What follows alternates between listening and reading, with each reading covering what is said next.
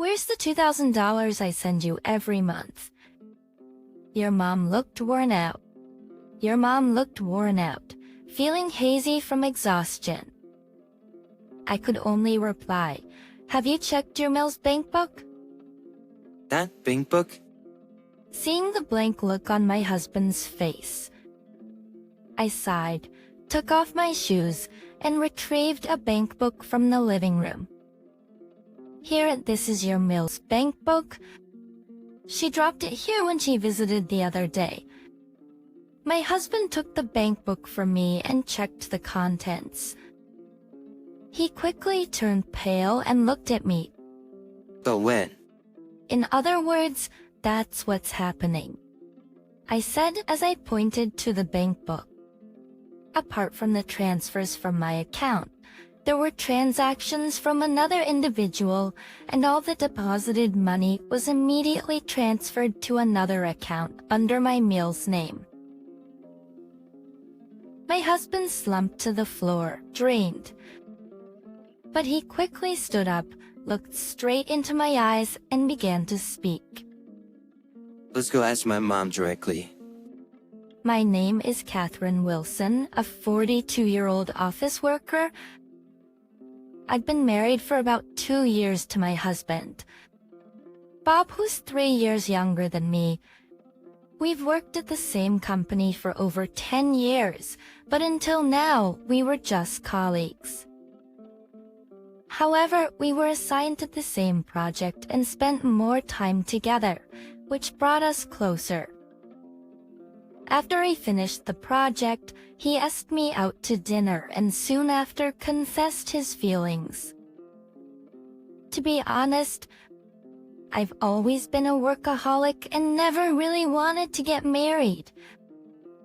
When I was younger, I had boyfriends, but because I always prioritized my job, they'd end up breaking up with me. Actually, by the time I crossed 35, I thought I didn't need to get married anymore. Knowing this, Bob still wanted to be with me, so he took the initiative. Despite it just being dinner, he'd already prepared a ring. His determination touched me, and I suggested we start dating. As our relationship progressed, we talked more about our families.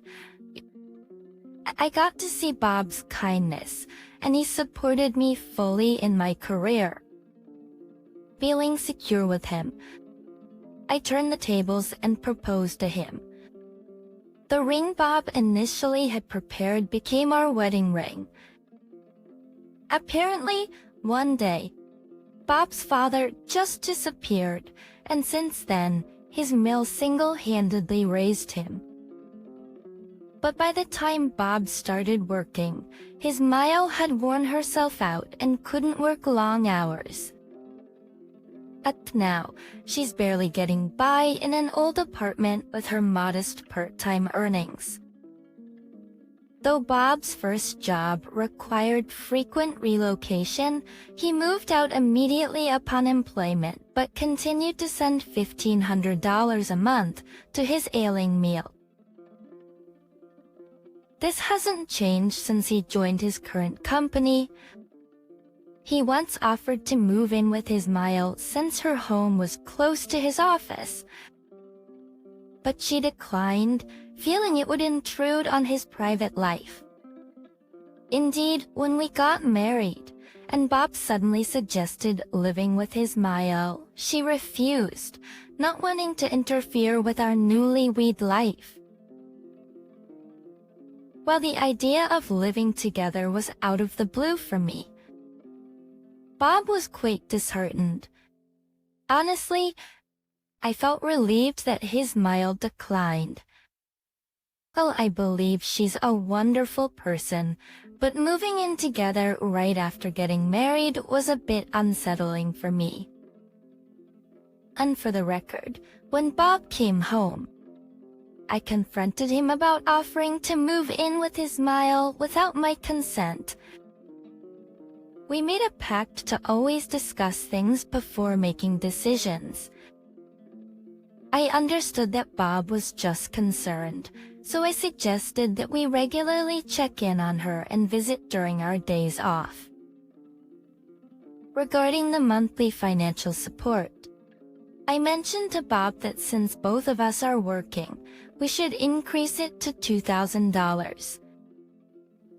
His mouth cried tears of joy, and both Bob and I, recognizing her past struggles, committed ourselves to work hard to ensure her comfortable retirement. However, there was no noticeable improvement in his meals lifestyle. As the day of the monthly deposit approached, we started receiving calls reminding us. At first, I felt sympathetic, thinking she must be facing hardships. But as this became a monthly occurrence, it became quite depressing. What made it worse was that instead of sounding apologetic over the phone, she'd ask, "Have you made the deposit?" as if it were a given. I know his mail probably doesn't mean any harm, but I couldn't help but be bothered by it, and I vented to Bob. "Hey, isn't it every month with these reminders from your meal?" It's a bit when she calls without even a thank you. Come on. You can't say that. My mom can't work, and she's having a tough time. My complaint seemed to have struck a nerve. Bob uncharacteristically raised his voice in response. Ever since then, when I bring up the topic of supporting his meal, Bob becomes stubborn, making it hard for us to discuss the matter. I wonder how long we'll continue to support his meal. I feel guilty admitting this, but those are my thoughts. Bob probably realizes how I feel, which could explain his behavior. Thinking this way makes me feel like a cold-hearted person, and I couldn't press the issue any further. It takes about 2 years after we started financially supporting his meal, Bob got a call from her. His constant nodding and somber expression indicated that it wasn't good news. Ben, got scammed? I was so shocked by Bob's words that I jumped up from my chair. Even though I always thought of his Mile as a frail yet steadfast person, learning this made me wonder how much she had lost. What happened with your meal? I couldn't help but ask. After hanging up, Bob started explaining with a heavy look on his face. Ends out, mail fell for scam. She received an email, clicked on a link, and suddenly a message popped up saying she was automatically registered and had to pay. That sounds like a classic clickbait scam. Why didn't she tell us sooner? My words made Bob's eyebrows raise in concern. Maybe I was too harsh in my words. But what's done is done. She struggled and ended up borrowing money to cover it. Now she can't afford this month's rent or water bill.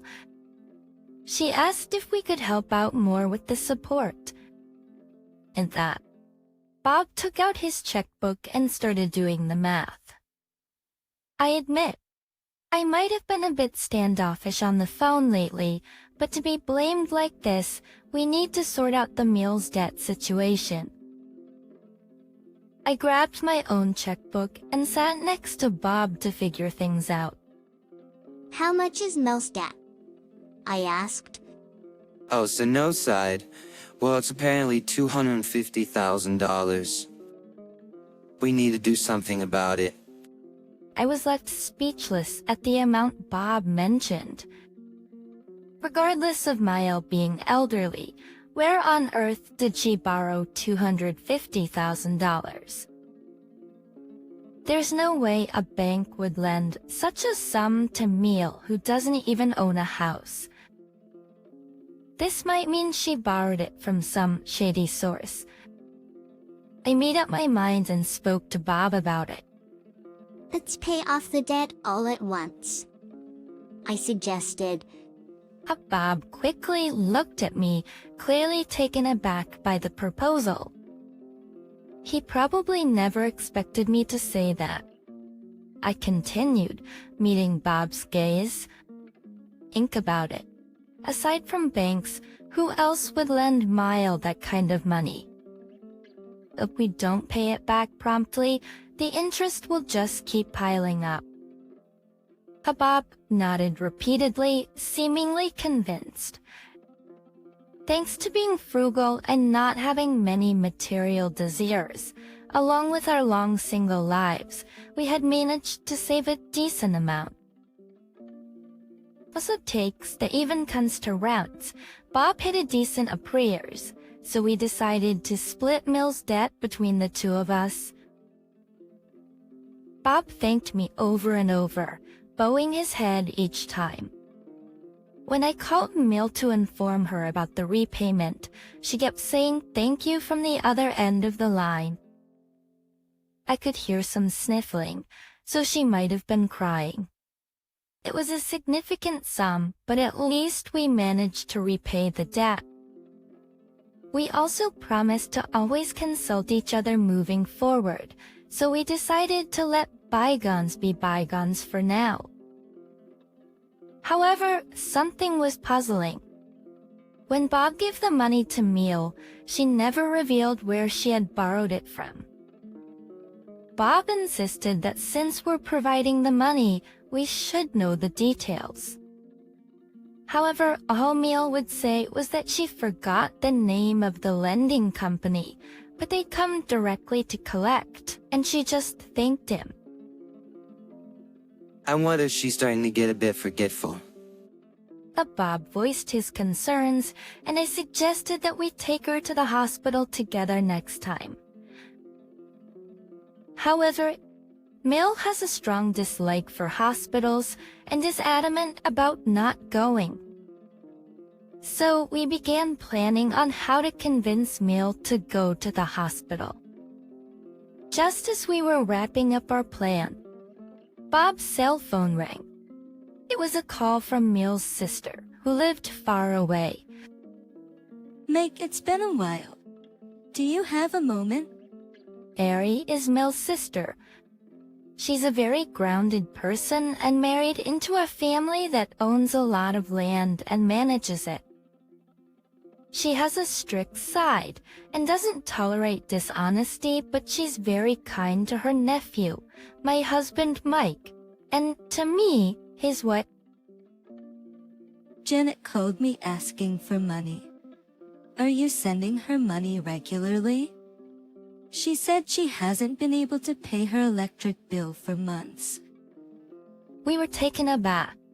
We always send money every month, and we just paid off a debt. After thanking Mary, we quickly reached out to Mile and brought her to our home. That's when her messy hair and an old shirt on, anyone could tell just by looking that she was short on cash. Nonsense. Mary said you asked her for money. How do you tell us? Oh dear. I didn't say anything like that. When she asked how things were, I just replied, I'm not as well off as you, but I'm getting by. Mill's expression didn't seem like she was lying, and we exchanged puzzled looks. Could Mary have misunderstood? Perhaps our grumbling came off the wrong way. We explained to Mary that we have been sending money, and she seemed convinced. Pete, Mom, do you think there might be some other debts? Should we increase the amount we're sending? Well, Mill doesn't tell us much. Let's review her finances soon. She might have signed up for something without our knowledge. Let's decide on sending more money after that. My husband nodded in agreement. I put away our checkbook that I had left out and finished up the remaining chores. And a few days later, since I had to work on my day off, my husband went to Miles' place by himself. I asked my husband to subtly bring up the topic of the hospital with Miles and then headed to work. The dealing with issues kept me so busy that I couldn't even grab lunch, but I texted my husband, "How's Miles doing?" In the evening, I noticed a missed call from my husband.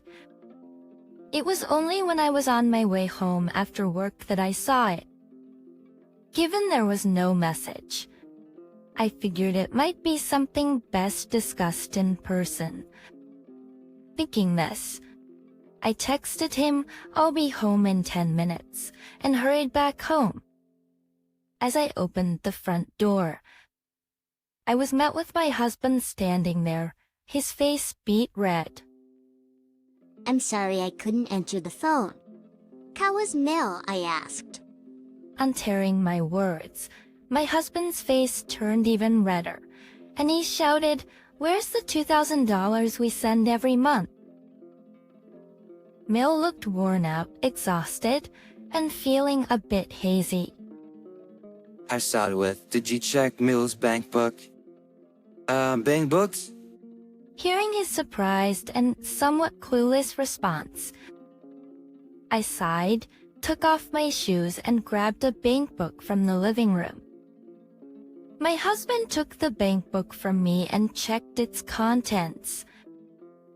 His face quickly turned pale as he looked at me. Oh, what is this? In other words, that's what's going on. I pointed at the Bankbook. Apart from the transfers from an account under my name, there were deposits from another person. And all the deposited money was immediately transferred to another account under Mill's name. My husband slumped down, clearly drained, but quickly stood back up. Looking straight at me, he said, "Let's go check with Mill directly." With that, he tried calling his mother, but she didn't answer. We found it strange since she usually picks up right away. We decided to visit her house. Isn't that duct tape sealing Mill's mailbox? Once upon arriving at Mill's apartment, my husband immediately made that observation. That's unbelievable. I looked at the mailbox and sure enough, there was duct tape sealing it. What could have happened to Mel? I was asked the landlord. We then went to see the landlord, a friendly elderly lady who lived in the same building. That's when we were hit with a surprising revelation. She moved to that tall condo building, didn't she? She bragged that her son bought it for her.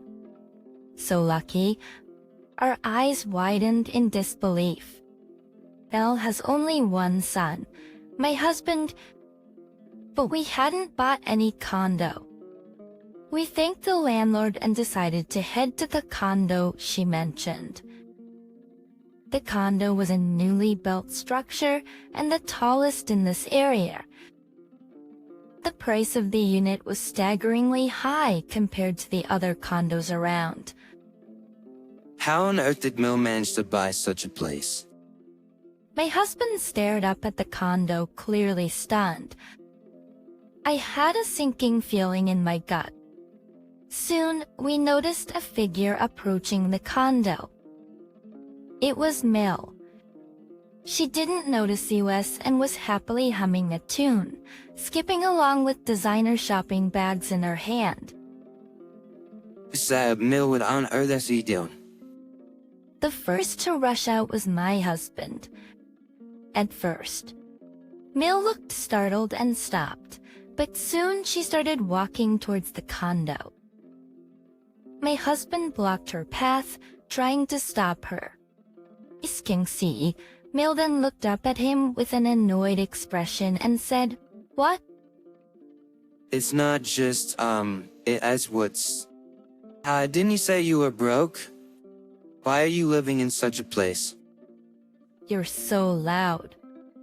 You're disturbing the neighbors.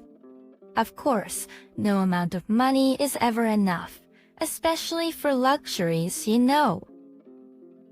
My husband, trembling with rage, managed to reply to his meal. Were you lying all along? You said you couldn't work.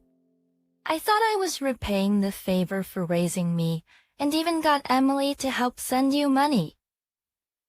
All you talk about is money. Here is a mother's happiness, a son's happiness. Isn't it fine if I'm happy? That the sly and vulgar grin on Mill's face was not the woman I knew. My husband, seeing this side of his smile for the first time, turned pale beside me. Brushing past my stunned husband, Bill breezily said, "Well, see ya," and went inside. My husband just stood there in shock. But to think that the mother he cherished would betray him. I could feel my husband's shock, and it was as if my heart was being squeezed. When I took his hand and said, "Let's get back at her," he looked at me with wide eyes in surprise, but after a moment, he nodded. From then on, we began plotting. First, we stopped sending money and decided to investigate the flow of Mill's funds. We hired a private investigator through an acquaintance. And upon looking into Miles' finances, we were shocked to discover that she was receiving a consistent amount of money from a certain individual every month. Reached out to that person and informed them of Mill's situation. After about 2 weeks, my husband received a call from his Mile. "Hey, what are you meddling with?" I could hear Mill's angry voice shouting from the other end of the phone line. My husband sighed and replied calmly, Do what meddling are you talking about? Your dad found another woman and left. Out you kept saying, we can't contact him, and it's all lies. He heard everything from Dad. Turns out, the person we contacted was my husband's father. In other words, his Phil. Both my husband and I had been told that Phil had a wandering eye and had left with another woman, and we had no idea where he was. But in reality, he was living in his family home in a distant place, like Montana. The cause of the divorce was apparently Mill's gambling habit and embezzlement. As soon as Phil mentioned taking over the family farm in Iowa, Phil proposed a divorce, and Phil easily agreed. He actually intended to take my husband with him, but Mill vanished with him instead. When Phil found where Mill was living, she told him that my husband didn't want to see his dad. So, Phil continued to fulfill his financial duties without question. She kept lying that I was still living with her after I became an adult and kept billing Dad. I was shocked, so, We told your Phil that he doesn't need to pay any more money. Even the payments made after I became an adult don't need to be refunded, but he wants no more contact with her. I could faintly hear Mill's voice. I can't believe... My husband coldly added to her despair. We won't send any more money from our end. Takes, we're moving and we don't want to deal with you anymore. What are you talking about? How am I supposed to live? Pay me back for raising you. Mill's voice squeaked and cracked from the smartphone speaker. My husband let out another sigh and responded calmly. I think I've more than repaid the favor of you raising me. And for over 15 years since I started working, I've used all my bonuses for you. Right from now on, it's for my family. Saying that, he looked at me. While Mill continued to rant on the phone, my husband hung up without a second thought. Our revenge wasn't over yet. We began our second phase of the plan. About a week after the call from Mill, she rang us again. She sounded frantic and incoherent, but in summary, she was complaining about the sale of the condo. As we dug deeper, it turned out that my husband was Mill's legal guardian. Not only that, but the loan for the condo purchase was under my husband's name. So even though the condo was in Mill's name, our lawyer confirmed that my husband had the right to sell it. That's how we set things in motion to sell the condo. That condo was mine. Why did you sell it without telling me? I was bought with her money, wasn't it? Act with the lawyer too. He said it's all good. And despite this, Mill kept demanding its return and to cancel the sale. Each time, my husband explained that a buyer had already been found and that the sale money was ours. Still, Mill was far from convinced, and all we could hear was her shouting on the other end of the line. Unable to stand it any longer, I took over the phone from my husband. "Hello, Mill? Please stop being so unreasonable. It's really troubling. The one who's in trouble is me. How dare you act so brazen just because you're the daughter-in-law? I thought you married him because I'm older and have money, but you turned out to be a curse." The moment Mill shouted that, I burst out laughing. She probably didn't expect me to laugh because the once noisy Mill fell silent. Still chuckling, I continued, "Oh, Mill, you're so careless. Setting him as the guardian and then putting the loan in his name is pretty much like telling us to sell it. You're so scatterbrained. Well, now that we'll be getting the money back, I hope we won't have to deal with you anymore." Ignoring her faint way, "Hold on," from the other end. I hung up. My husband seemed anxious watching the scene, but when I smiled at him, he looked visibly relieved. 2 weeks later, we were informed that Mill had safely moved out of the condo and a new buyer had moved in. We breathed a sigh of relief after confirming that the sale proceeds were safely deposited into my husband's bank account. By the way, feeling it'd be too cruel to leave her homeless, we rented the same apartment she used to live in as a sort of severance. So, Mill moved back into her old apartment.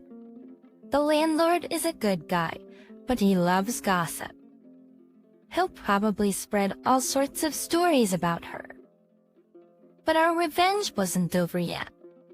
In fact, we had another plan in the works behind the scenes. It seems it was executed when Mill moved back into her old apartment. And because about an hour after getting a completion notice from the movers, my husband's constantly ringing phone suddenly went silent.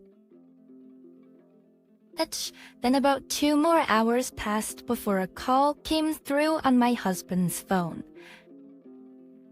"Hello. Yes, thank you. I appreciate it."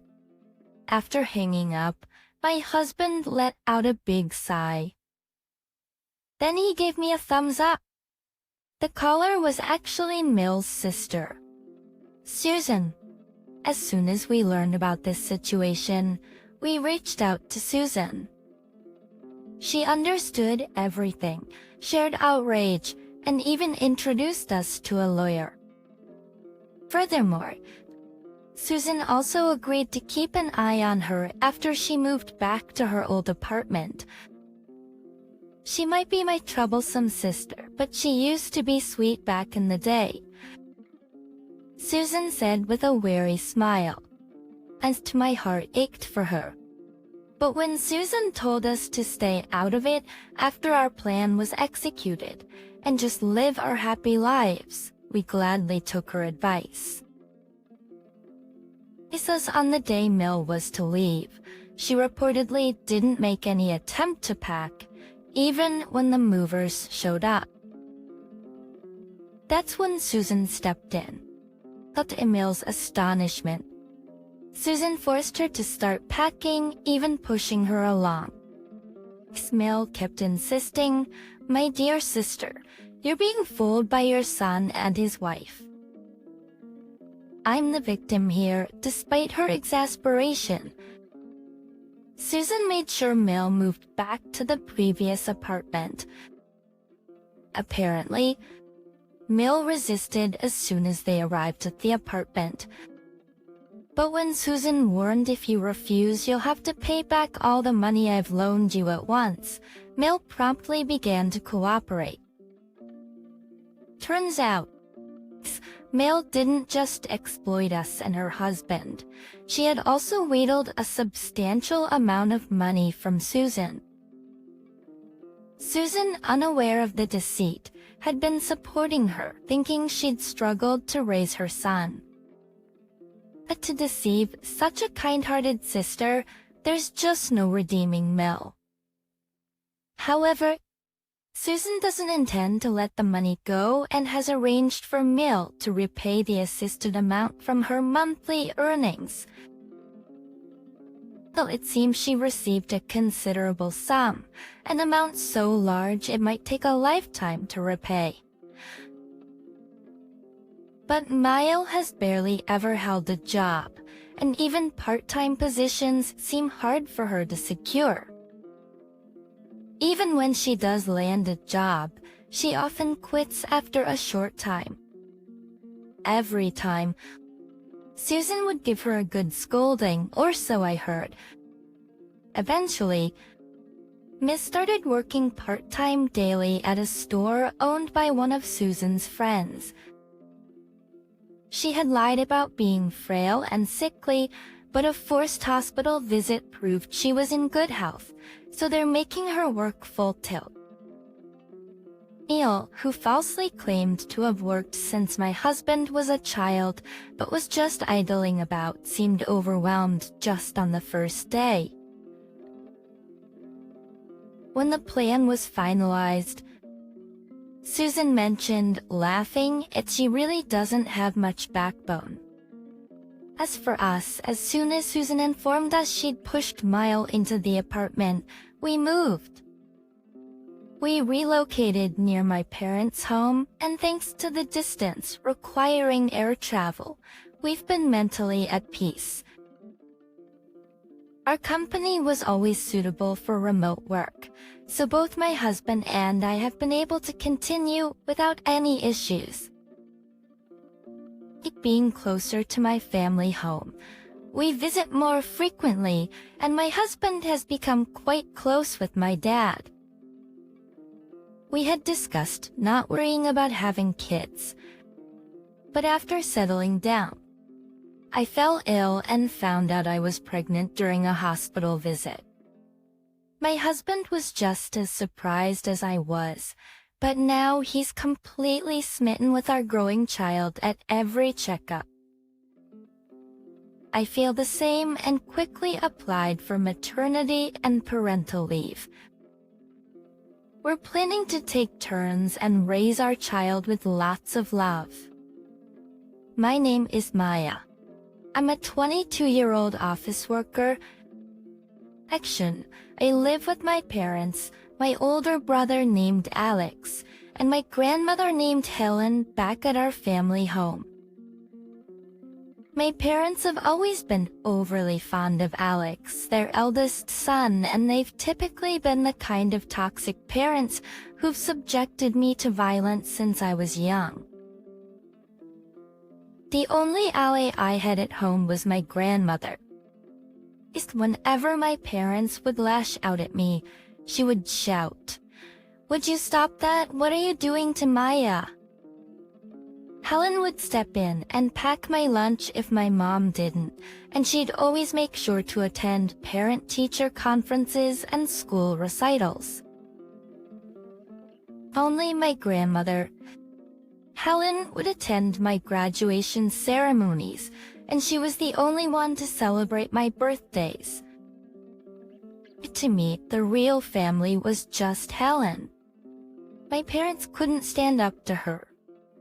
My dad had irregular employment with low income, and my mom also had a non-permanent job, so financially we had no choice but to live with Helen.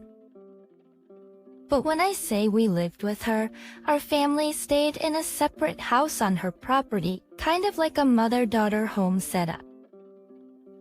Helen was the only child of a major landowner around here, and my grandfather was taken in as a son-in-law.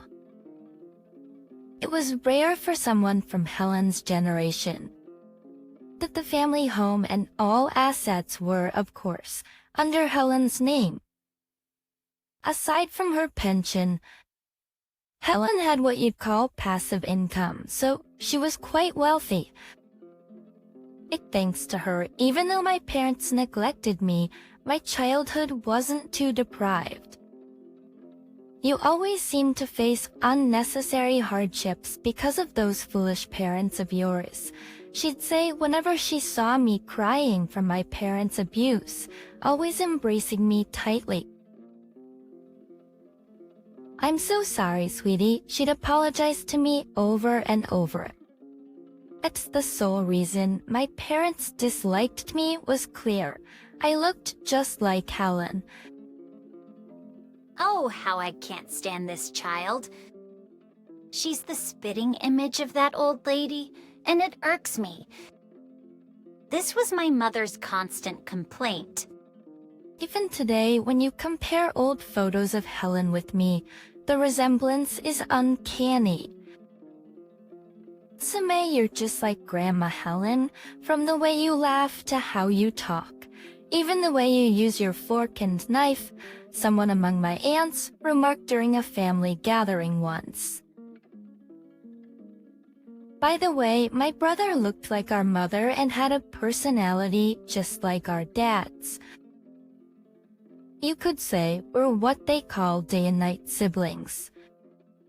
You were picked up from under a bridge. That's why Dad and Mom hate you, my brother. Mike would hurl such insults at me every now and then. Those eyes you would take after Mom's such an charming kid was Dad's frequent jab. For some reason, both my parents and Mike began to mistreat and bully me behind Grandma Helen's back. Mike is just so adorable and Mom's favorite. Whereas you have Mom's face, and my inside's truly the product of our love. In stark contrast, my brother, Mike, was adored whether in the light or shadow. It despised this, so he often hung out at Grandma Helen's main house. I want to grow up fast. That was my wish when I was a child. After graduating from a private high school, Mike went on to college in New York. Although our parents wanted him to go to a local university, they gave in to Mike, who insisted, I absolutely want to go to New York. But unlike some people, Mike is outstanding, so it can't be helped. My mom cast a quick glance at me. I attended the local public high school and had a part-time job at a nearby grocery store. I wanted to be somewhat independent. Grandma Helen said it's the path Mary chose and didn't comment further. However, my parents would say, you're earning now, so pitch in for the household, and took more than half of my earnings. When I protested, hey, stop it. Give it back. They both physically assaulted me, hitting and kicking. Grandma Helen isn't as young as she used to be. Is your legs and back aren't so strong anymore? If you act out or try anything funny, you know what will happen. My mother threatened me using Grandma Helen as leverage. I understand. In the end, I didn't want to burden Grandma Helen, so I let them take my money without resisting. My earnings from my part-time job went towards lavish furniture for their separate living space, the latest appliances, and sending money to my brother, James. Whenever James came home, they'd give him a substantial amount of spending money. That money was all taken from my earnings. And by that time, my mother had quit her job and just lounged around the house all day. My father had also stopped working much. Just word on the street was that my brother, James, wasn't attending school regularly in New York and was hanging out with the wrong crowd, being quite forward with girls. Oh, James is just sociable, you know.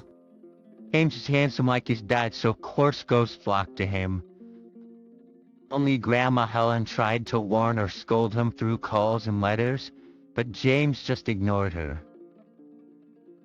He wouldn't even greet her when he came home.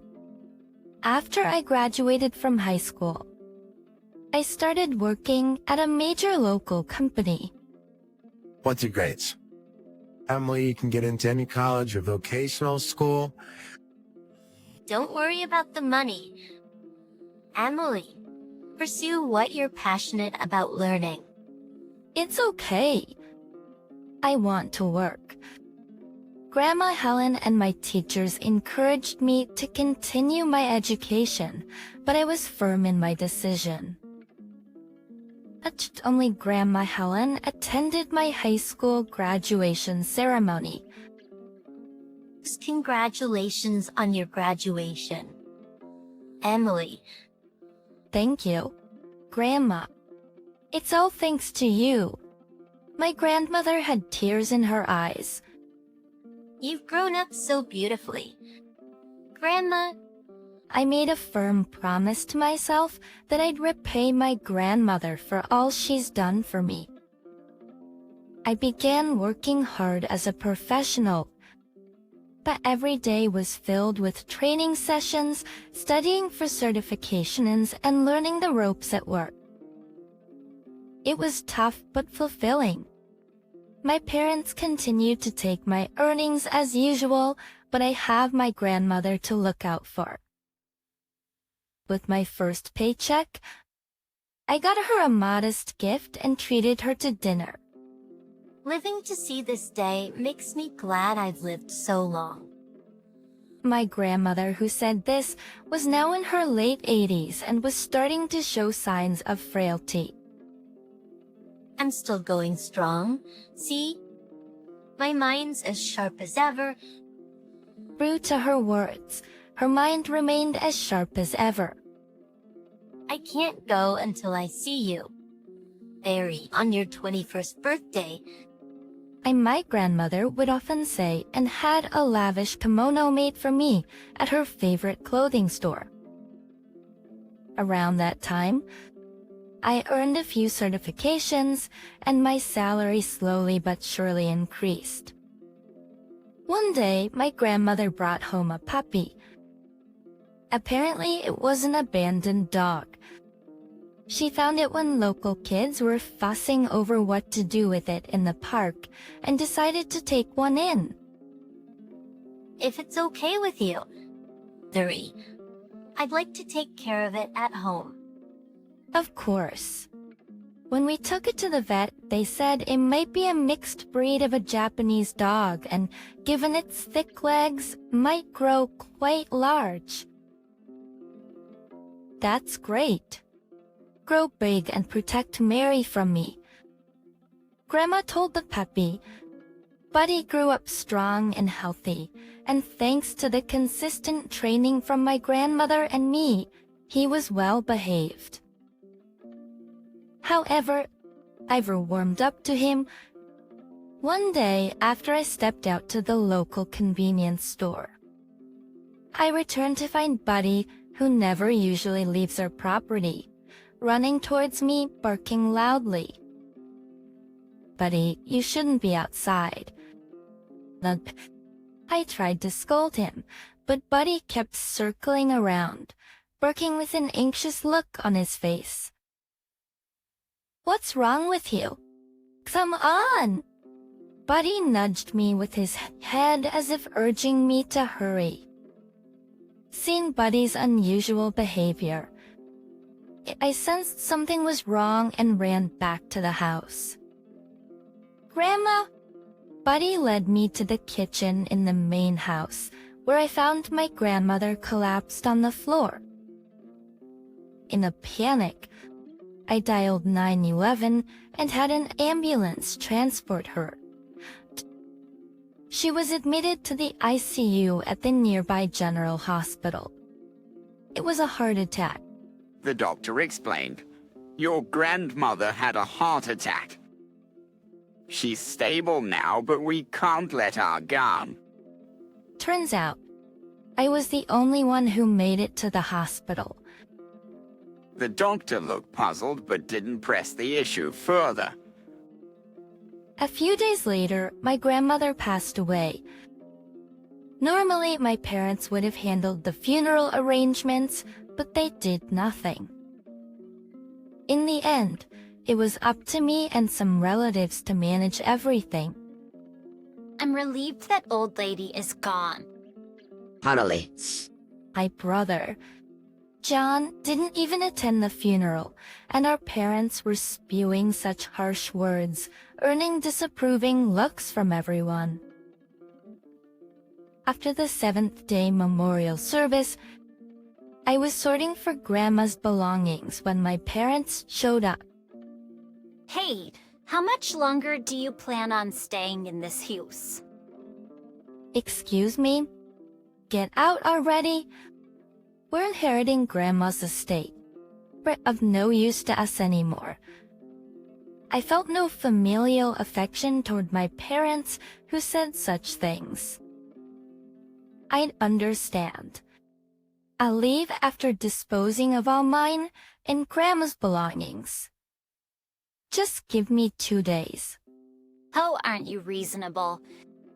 Hose can get rid of that dog too. Had pointed at Max with his chin. Of course. I'm taking Max with me. The next day, I packed up my things and prepared to leave with Max. Next day, I packed up my things and prepared to leave with Max. Fortunately, there was a vacant rental property under my grandma's name, so I arranged to stay there for the time being. Thanks for everything. Appreciate your help today. On the third day, I called a junk removal service to the house. I had them clear out my grandma's old clothes and household items that were no longer needed in the main house. Then in Servam, I headed straight to my parents' guest house. Since I'd given my parents some money and booked them a reservation at a nearby upscale restaurant, they weren't home. Entering the house after such a long time, I had the service team take everything: the air conditioner, washing machine, refrigerator, sound system, the TV, phone, table, dishes, and all other furnishings and electronics. All these items had been bought with the money they'd taken from me and some living expenses my grandmother had provided. After everything was removed, the living room was nearly empty. Thank you so much. Each is much appreciated. Looking back at the freshly emptied house, I left with Max in tow. In the evening, there were numerous calls from my parents, but I decided to ignore them. Although on the day of the 49th day memorial service at the church, My parents tried to confront me, but the relatives present restrained them. That the situation was diffused, and the service proceeded without further incident. During the meal, a lawyer claiming to act on behalf of Grandma Betty appeared with her will. I'll now read the last will and testament from Mrs. Betty. Sent John with it. Calm down, you'll probably get everything anyway. A priest present shot a disapproving look at the two making such remarks. All my assets will be passed on to my granddaughter, Maria. My son will inherit the following items as per the legal inheritance share. The lawyer read out the list, and what my father was to inherit was minuscule. Why is it so little? What about the house we're living in, valuable properties and savings? My father confronted the lawyer. Oh, these are all of Mrs. Betty's assets. That can't be right. My mother snapped back. The home you're currently living in and other financial and real estate assets are in your granddaughter, Vermeek's name. What did you just say? My mother turned to me with a look of pure rage. Mrs. Betty transferred most of her assets to Maria as a gift for her coming of age. At that time, Mrs. Betty was in good health. My father looked at me, his face pale. Can't you change those assets back into my name? Weren't those supposed to be mine? No, since Mrs. Betty was still alive when the transfer took place and gift taxes were paid. It's impossible. Then give me Mariah's share of the inheritance. Mrs. Betty designated the list I mentioned earlier as your legal inheritance share. And Mrs. Betty's last will is prioritized. You gotta be kidding. Both parents exchanged glances after hearing the lawyer's words. Maria, you give it to us, right? That the strong attitude they always had towards me was gone, and now they looked at me with pleading eyes. I refuse. Plus, the house you're living in is under my name, so I'd appreciate it if you'd leave.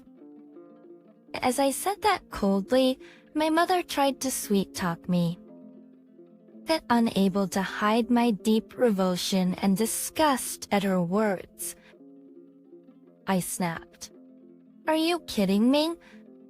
After all the years of mistreating me, you have the nerve to say that.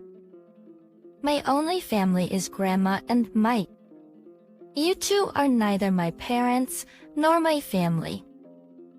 Hearing my shout, my parents let out a timid squeak, heads hung low. Later on, through my lawyer, I served them an eviction notice and forcibly removed them from the house. I further had my family registry changed, effectively making them strangers. I've heard that they're now living in a rundown apartment nearby and are on the verge of eviction due to unpaid rent.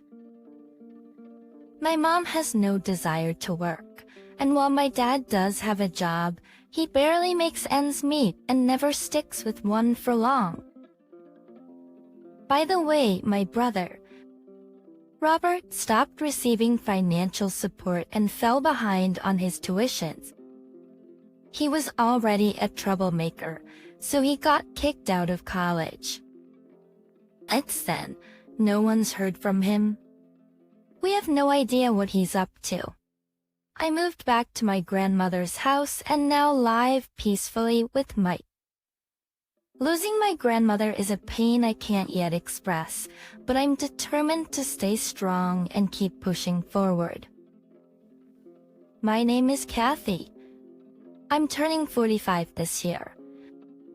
My only son started living on his own when he went to college, and the house where my husband and I had been living suddenly felt much bigger. This house was custom built after many discussions with my husband.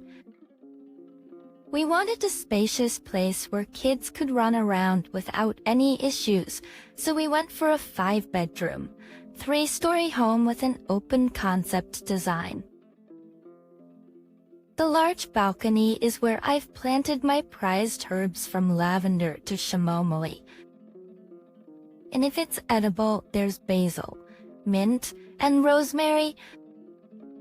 I grow a variety of herbs.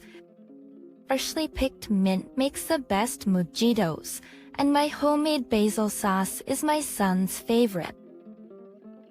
I always sneak it into his care packages in jars. My husband's special study room features ample workspace and a large shelf reaching up to the ceiling, displaying his collection of books and video games. My husband, lost in his collection of books and games, often spends his days off in there, only coming out for meals and restroom breaks. For my part, I indulge in my beloved gardening, or catch up on the TV shows and movies I've recorded during the week, making the most of our free time. Reflecting on whether this is the relaxed second chapter of life after raising kids, I enjoyed another peaceful day off today. Both my husband and I work until evening on weekdays. The mortgage for this house, which we somewhat stretched our budget for, was covered by my income. Once our child turned 1, we placed them in daycare and I shifted to part-time hours. By the time I had a bit more freedom, I was working full-time as a salaried employee. So parenting has settled down a bit, and now my passions are my job and my home garden. Then, out of the blue, an event occurred that shattered those peaceful days. I sold this house to my big brother. When my husband was talking about it, I asked with a puzzled look, "What do you mean?" You know, my older brother's always been living in an apartment, right? He has 3 kids close in age, and it's like pitiful for them to live in a 2-room place, so... Our son has moved out, so I thought it's time to hand this house over to him. My husband made such an important decision without consulting me. Once you know what it means to help someone out, it's normal to lend a hand when your family's in trouble. How can you be so cold-hearted? I truly respect the desire to help struggling family members, but the fact that he didn't consult me, his wife, before deciding is something I just can't accept. Where are we supposed to live? Being informed after the fact is just not right. I felt a surge of anger rising within me, but I managed to suppress it deep down. I calmly spoke to my husband about it, but in the end, he said something that left me speechless. Enough is enough is enough. I'm the breadwinner of this family. Just keep quiet and follow my lead. Ever since we got married, my husband, John, had a bit of a dominant nature. But this was the first time he'd imposed his views on me so forcefully. Now Azar, Han's brother, and his wife tend to lean on us quite a bit. Rewinding to 3 years ago, my brother-in-law and his wife, who often visited our home, would say, "You only have 1 kid and he's already grown up. Can't you help out with our kids every now and then?" That's they'd leave their 3 elementary-aged children with us and head out, just the 2 of them. It's just my son and I taking care of the 3 of them.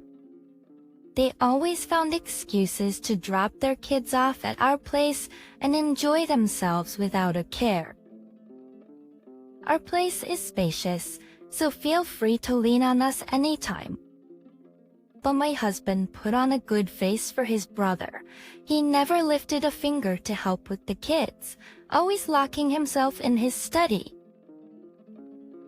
Before I knew it, he had installed a lock from the inside, ensuring no one could enter. Moreover, the nephews we took in seemed to have no concept of boundaries. I'm tired of Aunt's cooking. I want to eat out. I want a burger. Mom and Dad said so. They said Uncle and Aunt are really kind and will grant any of our wishes. Us with parents like that, it's no wonder their kids turned out this way. No matter how many times I talked to my husband, he never listened to my opinions. Our son, who was in high school at the time, was also fed up every weekend. Picturing together, my son took on a part-time job and I found more work, using these as reasons to decline babysitting my nephews.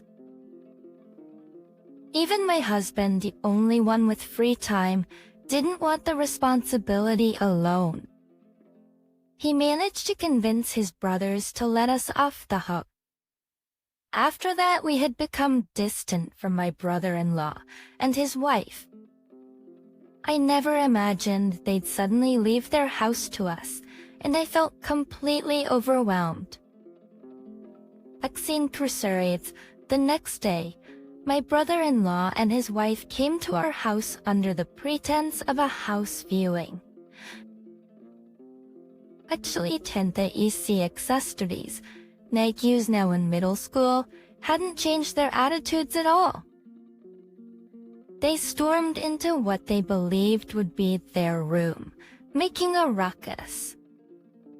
My brother-in-law cheerfully said, "So you're moving out?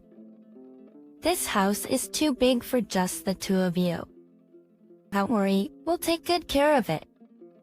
I had no idea we were moving out until yesterday, and he showed no concern or consideration.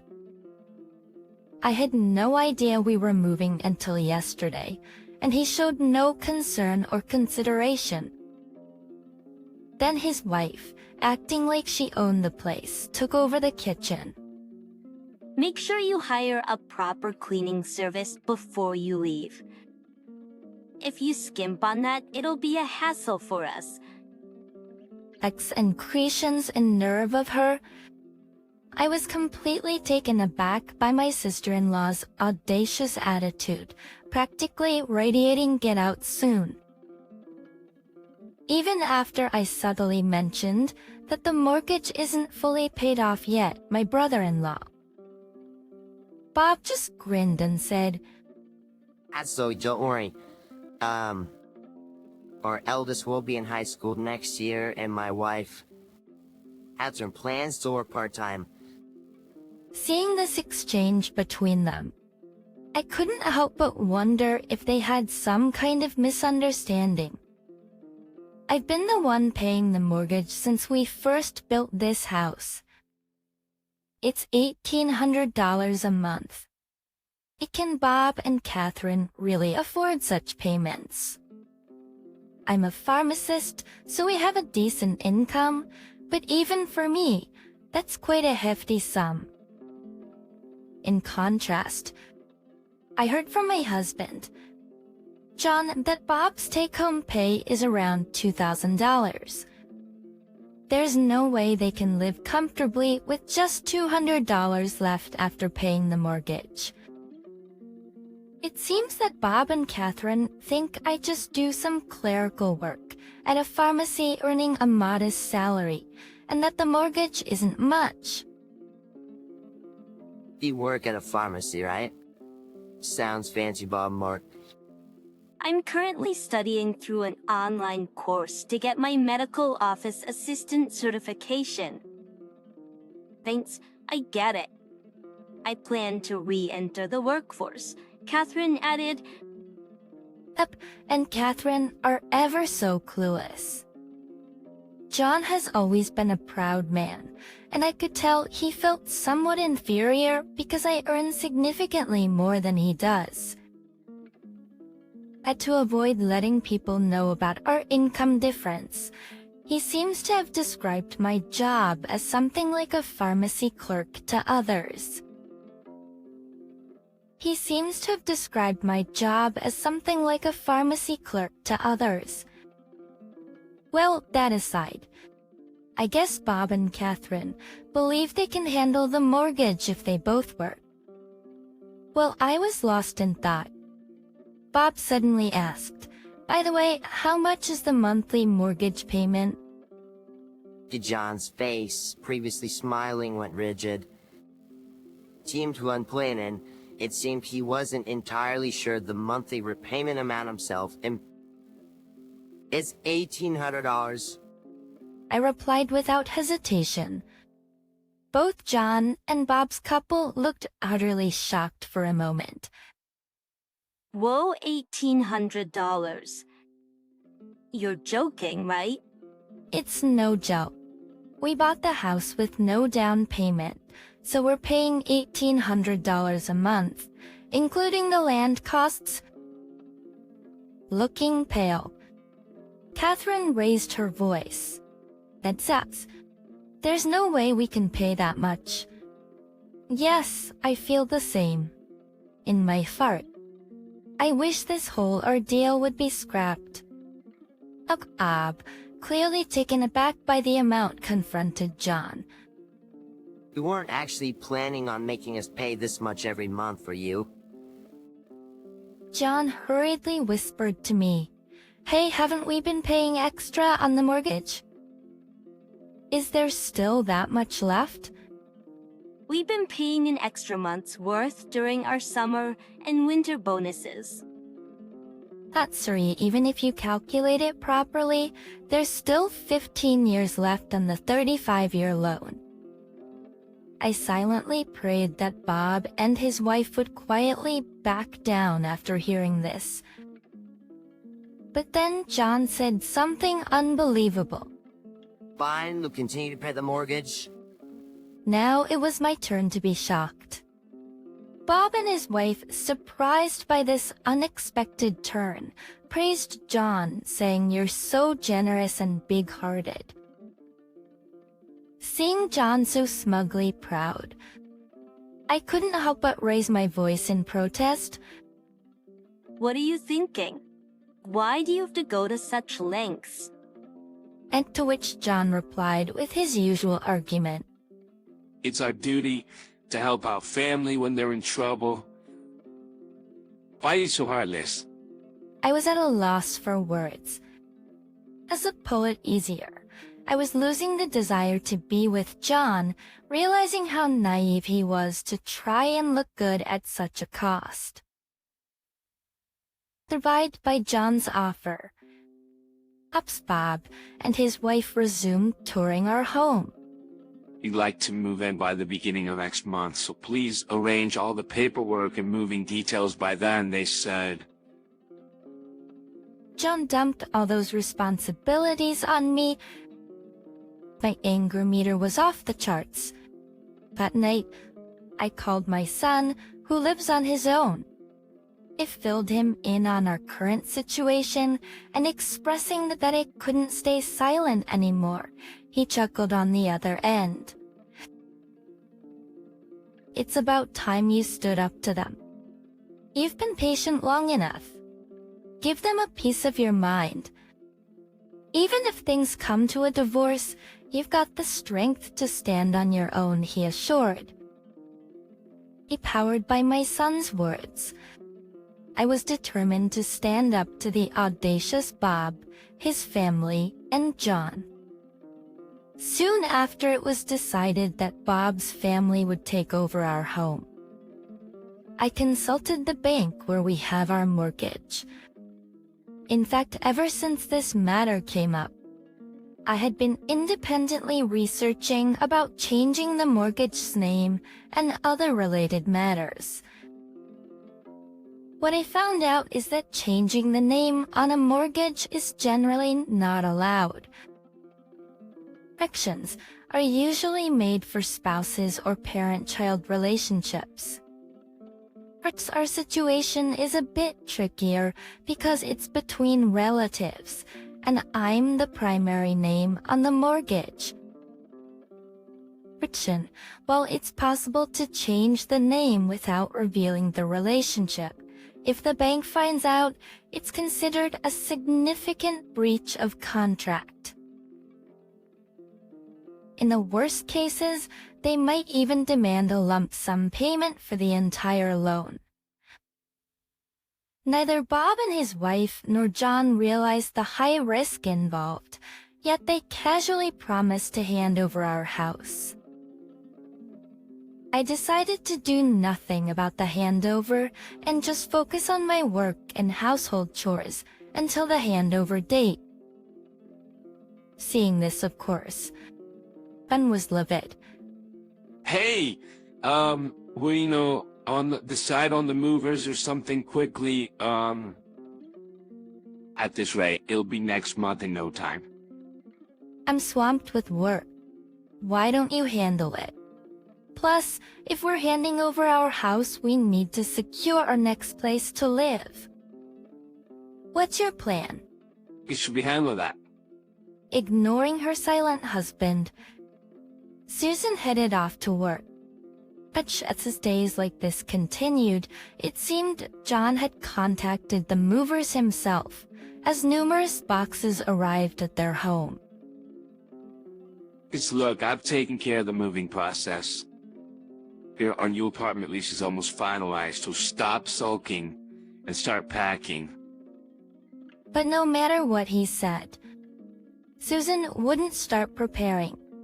That's day after day, they had the same arguments, with John constantly berating her. Oh, enough of this. Stop being so damn stubborn. If you just tell him up, I have my own thoughts too, you know. I'll divorce you. Are you okay with that? Susan just ignored him and continued watching TV. The next day, John came home with divorce papers and thrust them at Susan. I was saying, you realize I'm serious now. I'll let this one slide, but start packing. But this one slide. Really? She was beyond words. Violently, Susan took the divorce papers, signed them right in front of John, and stamped them as well. Seeing that, John, as I expected, suddenly became flustered. Oh, what? You can't be serious, right? I had seen through John's bluff. I don't want to be with someone who jokes about divorce. I said that firmly, handed the signed divorce papers back to John, and headed to the bedroom. Facing my resolute stance, and completely calmed down. I'm sorry. I don't want a divorce. I want to be with you forever. I want to be with you forever. I was a little surprised to see John apologizing with tears. Okay, I get it.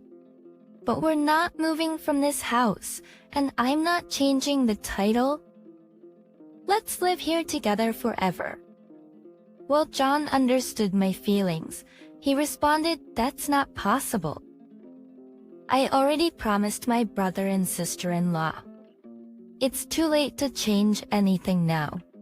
Looking downcast, I patted John's slumped shoulder reassuringly. Then on the promised day of the handover, my brother-in-law and his wife arrived, loading their household items into a small truck they'd borrowed from a friend. It was a weekday, so my nephews were at school. Finally, our own home, no mortgage to pay off, sounds like a dream. And favorite my brother-in-law and his wife, as always, were quite carefree. Seeing them happily entering the house, I stood my ground in front of them. I'm sorry, but unless you agree to these terms, I can't hand over the house to you. I held in my hands the mortgage contract. As written here, transferring the mortgage is basically not possible. If you really want to live here, I expect you to pay off the remaining mortgage in full. My brother-in-law looked taken aback by my assertiveness, but his wife was different. "Why are you getting in our way? Just leave, and do it quickly," she lashed out at me. I showed the mortgage papers again. It's natural for me to intervene. I'm the one on the title of this house. Pointing firmly at the name on the title, she looked utterly shocked, her eyes wide. "My husband has no rights here. As the title holder, I refuse to hand over this house.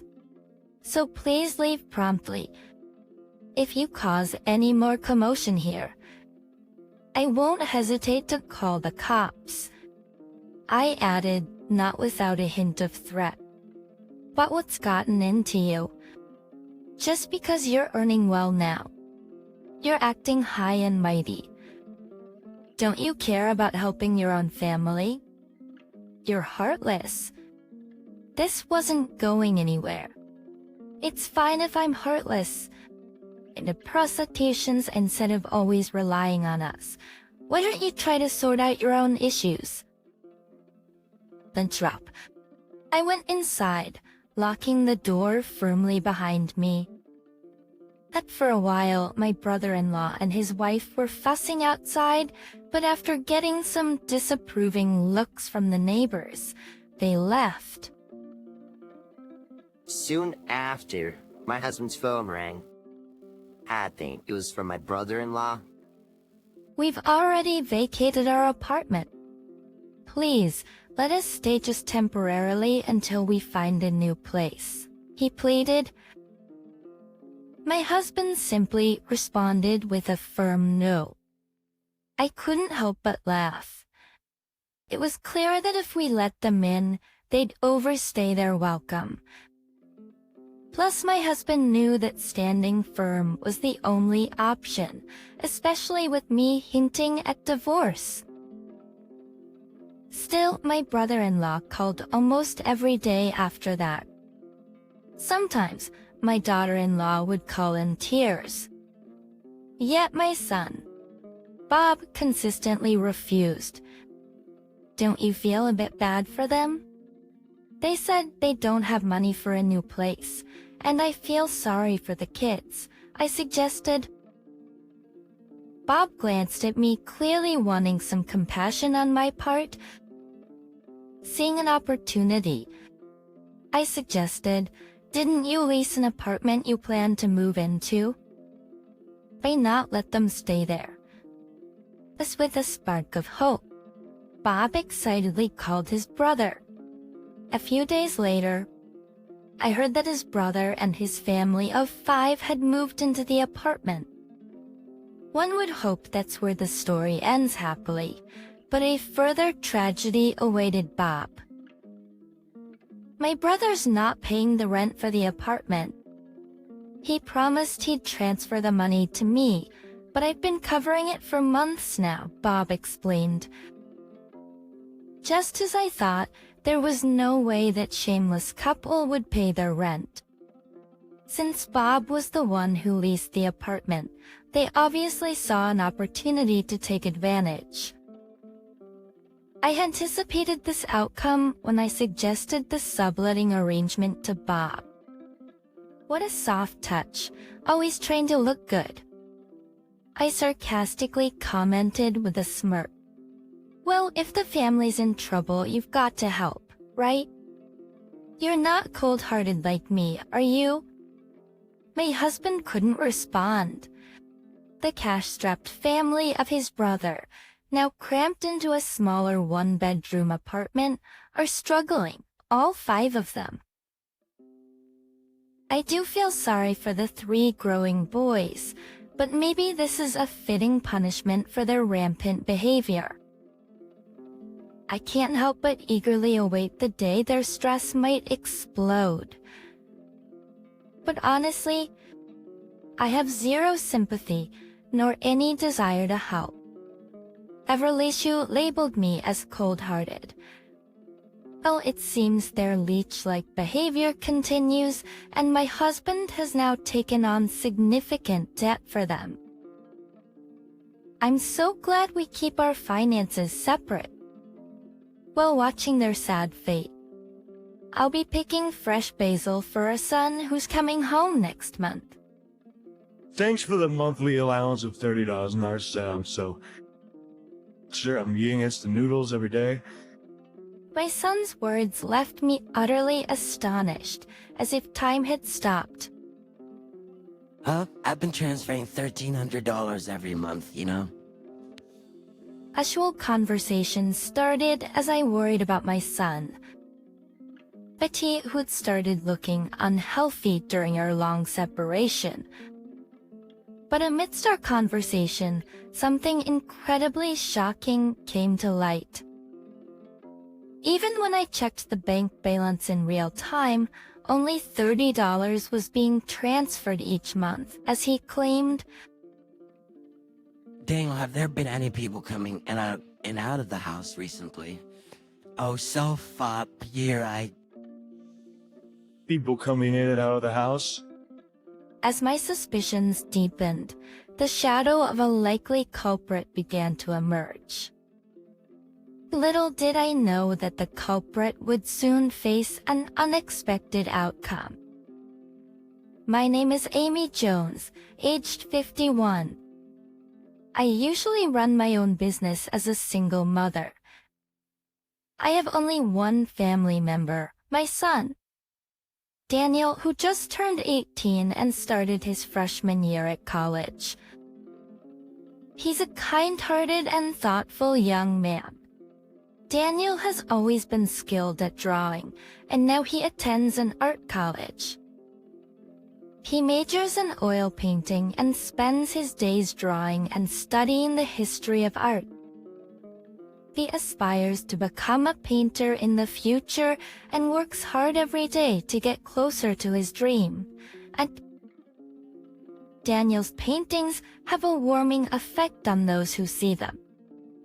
He mainly uses gentle colors, yet there's a strong contrast and depth in his work that stands out. But to my untrained eye, he's already quite talented. But according to Daniel, he has a long way to go. I became a single mother when Daniel was born, as I divorced my husband shortly after his birth. But there were various reasons, but the final straw was his infidelity and financial troubles. He wasn't particularly responsible to begin with and lived a carefree life, but after we got married, his lazy tendencies seemed to accelerate. I thought he was going to work like any other person, but it turned out he had been fired long ago and was spending time at the pachinko parlors. Except by the time I realized it, a significant amount of money had been drained from my savings account. And when I confronted him about it, he responded with a bizarre argument saying, "Be grateful, I'm living with you." Suspicions of infidelity arose, and eventually we ended up divorcing. I focused on my job. Afterward, at the time, I was working as an office lady at the same company I had been with since graduating college.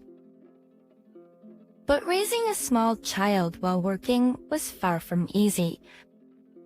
I started taking more sick days due to illness and fatigue, and my colleagues began to look at me with disapproval. Mentally, it became too challenging, so I submitted my resignation. It was very painful at the time, but looking back, I think I made the right choice. Fortunately, an old acquaintance of my mother's owned a company and offered me a job there. The fact that the company was run by a female CEO made it more accommodating towards childcare. But with the support of those around me, I gradually climbed the ranks, and eventually, the previous CEO told me, "I want to entrust this company to you as the new CEO." Since she didn't have any children of her own, she had been pondering for a while about the future of the company. At first, I was surprised, but as I spoke with her, I realized I didn't want to see the company come to an end. So, I became the CEO of that company. Well, not wealthy. I wanted my child to live comfortably. Thanks to my current job, I believe I've been able to support Daniel in pursuing his dreams. My once tiny Daniel is now a college student. It fills me with mixed emotions to see how he's grown. As he started college, Daniel decided to live on his own near the school. During the move, a feeling of sadness mixed with pride overwhelmed me, and I almost burst into tears. Mom, I know I'll still be a handful, but for now, thanks for everything until high school. Please continue to support me. At one moving day, Daniel said that to me. He's truly a considerate child. Although our homes aren't far apart, Daniel's been busy with university assignments, so we haven't seen each other frequently lately. But we do talk on the phone a lot. I know it's me who hasn't quite let go of being a mother, but just hearing his cheerful voice puts my mind at ease. And today, Daniel is coming back home after a long time. I'm looking forward to hearing about his first semester grades and his college life. I am home. Daniel returned late in the evening, around 11 p.m. I was worried about how late he was coming back, so I hurried to greet him when I heard the front door open. To my surprise, I saw a significantly thinner Daniel. "Oh, welcome back." I was so shocked by the difference that my voice faltered. Daniel, who used to have a healthy physique, now had bony arms and sunken cheeks. "Sorry for coming back so late. I'm starving. Is there dinner?" But his tone and demeanor remained unchanged, just like the old Daniel. I set up Daniel's dinner on the table for the time being. Our mom's cooking after such a long time. Thank you. Daniel's eyes sparkled as he devoured the food at an incredible speed. He even asked for seconds of rice. I'm happy he's eating so well, but his way of eating felt somewhat strange. How's college life?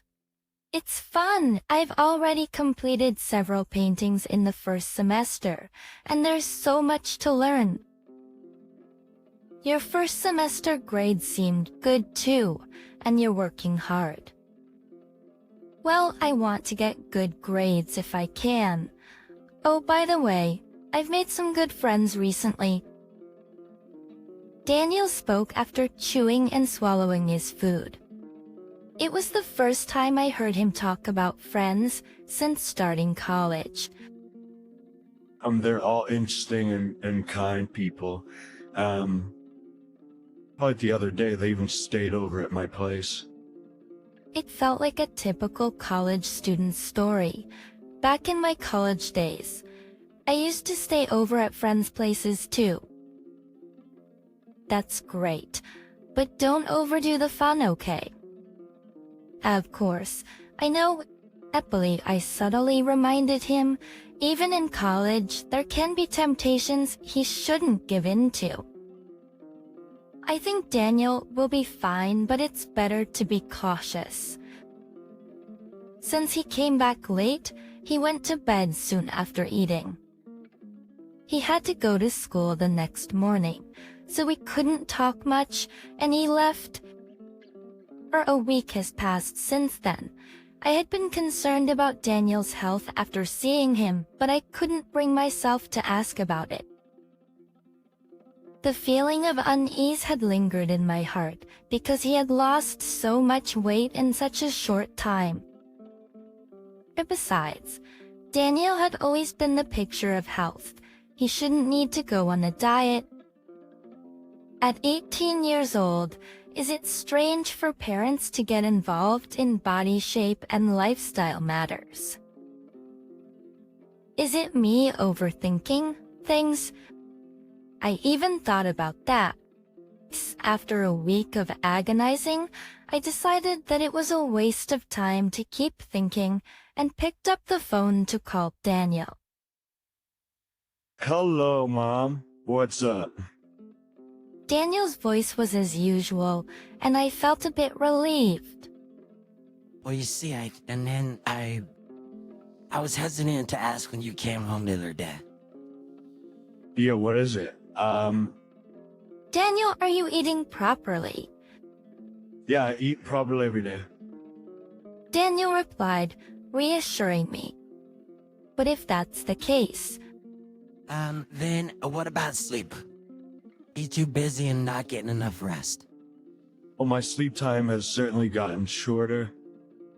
I'm working part-time now, and I might be cutting into my sleep a bit. Part-time job? That was news to me.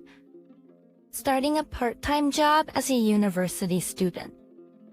Even though he already seemed quite busy, where did he find time for a job?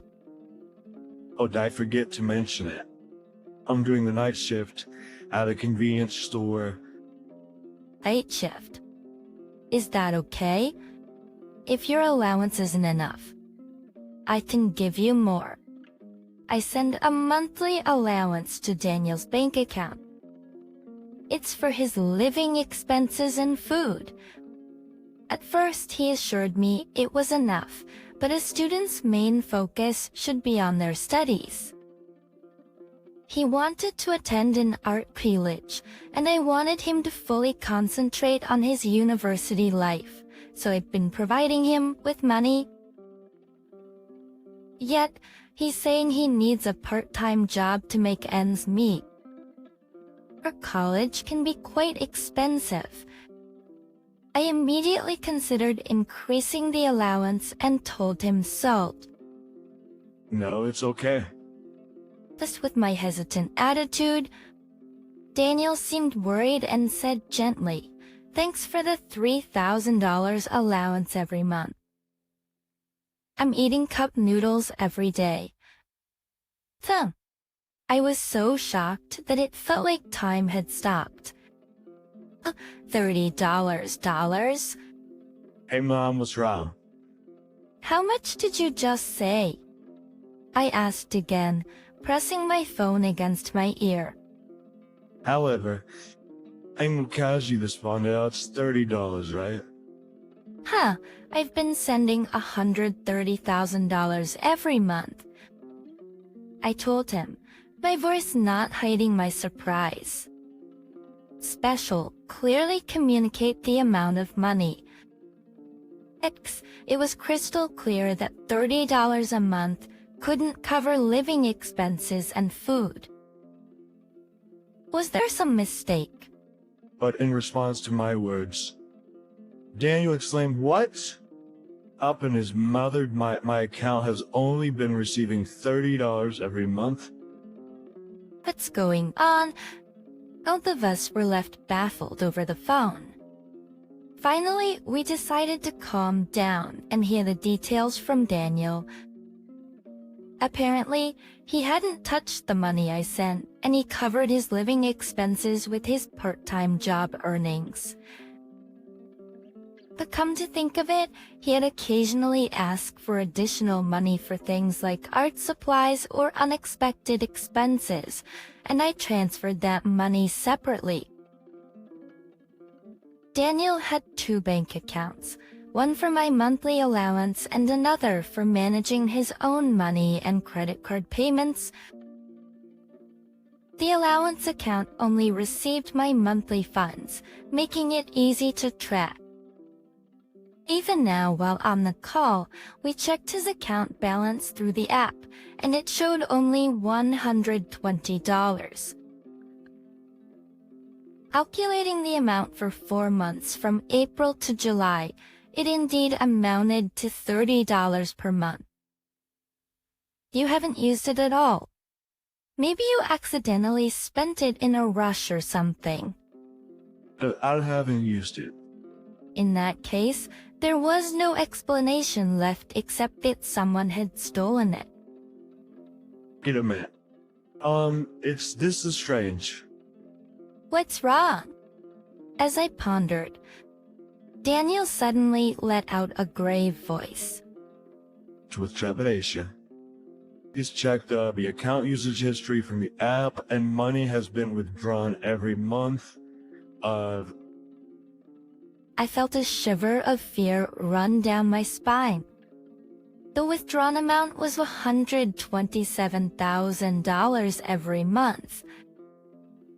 But combined with the money remaining in the account, it matched the $1,300 I had been transferring each month. Daniel, where is your ATM card? And have there been any frequent visitors at home lately? If the amounts matched, the next step was to determine who was making withdrawals from the account. I desperately suppressed the turmoil in my heart, pretended to remain calm, and slowly questioned Daniel. Since Daniel hadn't made any withdrawals, someone must have stolen his ATM card and was using it. In that case, the person who had been frequently coming and going from the house was the most suspicious. My ATM card is in the desk drawer. Frequent visitors are Daniel with a troubled expression. I swallowed hard. Maybe it's Ricky, a friend of mine. I heard that name for the first time. This friend of Daniel's was apparently named Ricky Smith. Ricky seemed to visit Daniel's house quite frequently and sometimes brought other friends, resulting in large gatherings or parties. Daniel defended him, but there was something fishy about it for me. Normally, would someone invite so many friends to someone else's house, especially at this frequency? I hate to say it, but with such a high frequency of visits, suspicion was inevitable. You may not like it, but it's the only way. If it turns out to be a mistake, you can become closer friends with him afterward. I told Daniel that, and we planned carefully over the phone. Weeks passed, and one day in August, the plan was proceeding steadily.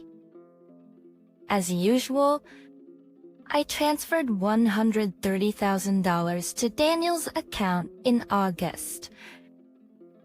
Today marked the beginning of August, and it was the day Ricky was supposed to visit Daniel's house for the first time since the plan started.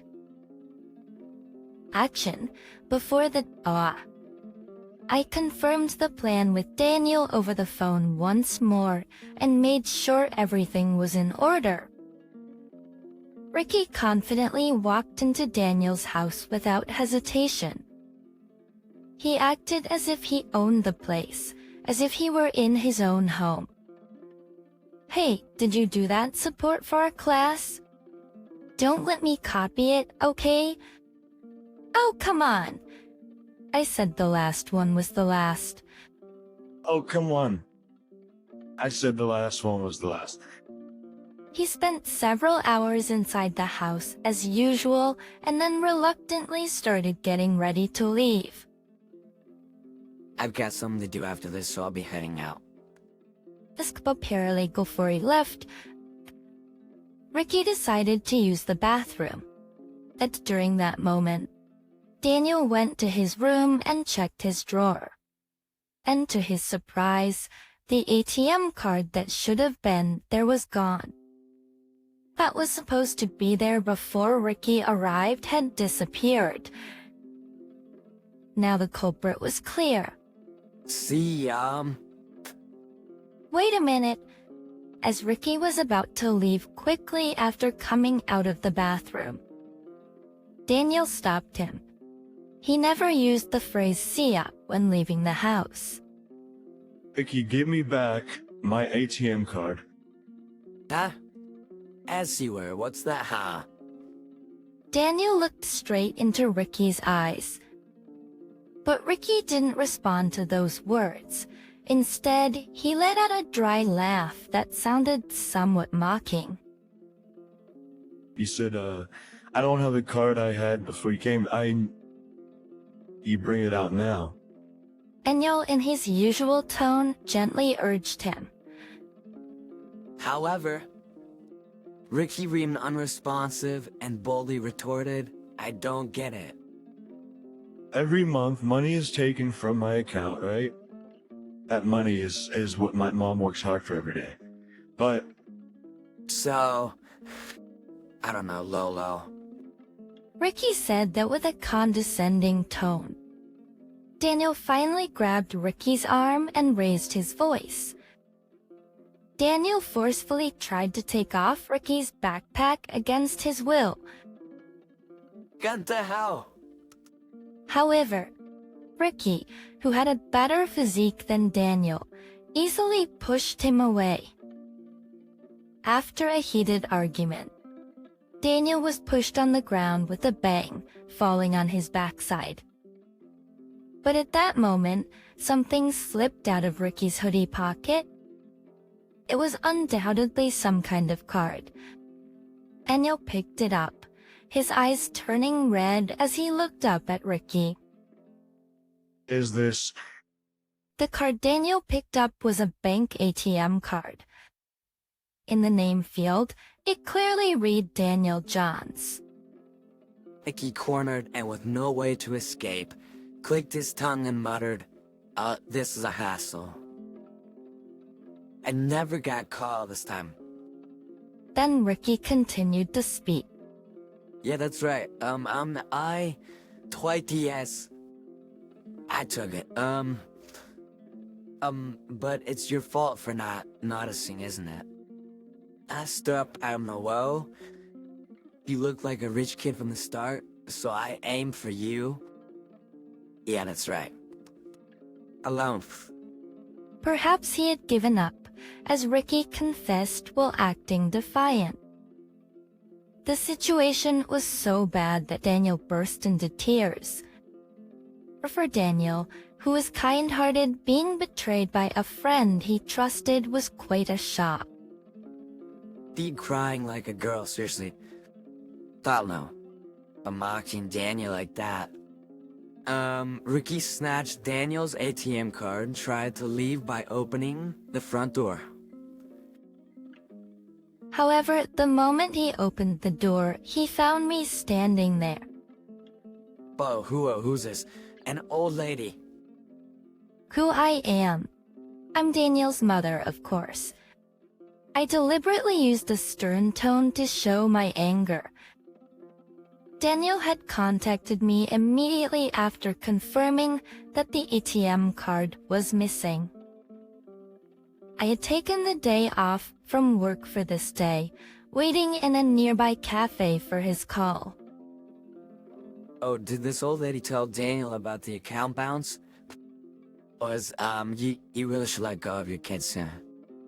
Ricky showed no mercy, even when dealing with me. In fact, he seemed to mock me even more. Up to you. Stealing someone's money is a crime. Do you realize what you've done? Yeah, preaching. My words didn't affect him in the slightest. His disrespectful attitude was exceptionally effective at provoking irritation. The chins properly, Actually, I said with increasing frustration, and Ricky squinted his eyes and grabbed my arm. How much you're laying about are so damn annoying. As he gripped my arm, the pain increased rapidly, and I let out a groan. Stop it. Seeing that, Daniel clung to Ricky from behind. Ricky released my arm, but due to the difference in physique, Daniel's attempt to restrain him was in vain, and he was once again thrown to the floor. However, fallen Daniel raised his voice firmly, apologized to my mom. His tears streamed down Daniel's cheeks. Etchel, who had never been in a fight before, was standing up like this. Action. I was more preoccupied with the fact than with the pain in my arm that I had felt earlier. Jeez, you guys are seriously annoying. And you get it unless you experience something painful. Oh wait, that's what you guys... Saying that as Ricky's hand reached for Daniel's ATM card, the door swung open with a clatter, letting in the light from outside. That's enough. Stop it. Two men in police uniforms were standing there. Their voices were deep and resonated well in the room. Even the confident Ricky stopped. You're the one who stole the ATM card, right? Come with us to the station. Okay? The police officer, who quickly grasped the situation, calmly spoke. Why? While Ricky was in disarray, both Daniel and I returned to a relieved expression.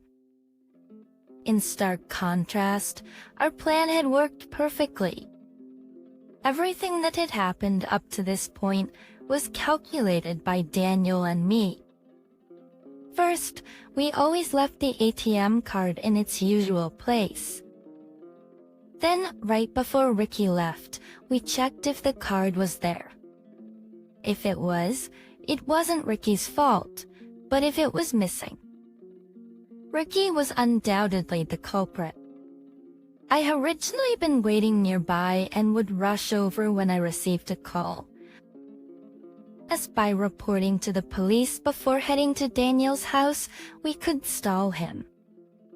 Daniel had heard from Daniel that Ricky had a good physique, and I thought that he might lose in a physical confrontation. The police arriving later than expected was an unexpected factor, but we narrowly escaped the crisis. He fell to the ground, and Daniel, who had been grabbed by the collar, didn't need an explanation. It was obvious who the culprit was. Yes, and Ricky tried to make a desperate lie, saying, what's going on? Ricky was sandwiched between the police officers and left the room. Afterward, the police investigation confirmed that Ricky was the one who stole the money. It turned out that he had committed theft several times before using the same method. And not only that, but underage drinking and even smoking. Until now, he had received lenient punishment due to his status as a minor. But this time, his behavior towards us would result in a severe sentence. Still, why did Daniel misunderstand and become friends with someone like that? When I asked about it, in the course of his friendship with Ricky, Daniel had heard about his past and family situation, and Daniel continued to defend him until the end. That's even from a mother's perspective. I thought Daniel was too kind-hearted, but if Daniel said so, it must be true. Afterward, we returned to our usual lives. I told Daniel it's okay to work part-time, but use your allowance wisely. After a few weeks, Daniel gradually returned to his old self. And A few months after that incident in December, on my birthday, Daniel invited me to a trip to San Francisco. He had chosen the accommodations and places to visit all on his own, and I left everything to him for the trip. Moreover, for some reason, he paid for everything. Mom, thank you for raising me this far. Please live a long life. Happy birthday. It seemed like the trip to San Francisco was a present for me. Apparently, he had worked part-time for this day and saved money little by little. I was overwhelmed with happiness during that time, and tears overflowed. Thanks to him, this year's birthday was a very happy day for me. He truly is my wonderful son. And from now on, I have to live a long life to see more of Daniel's growth and create happy memories together.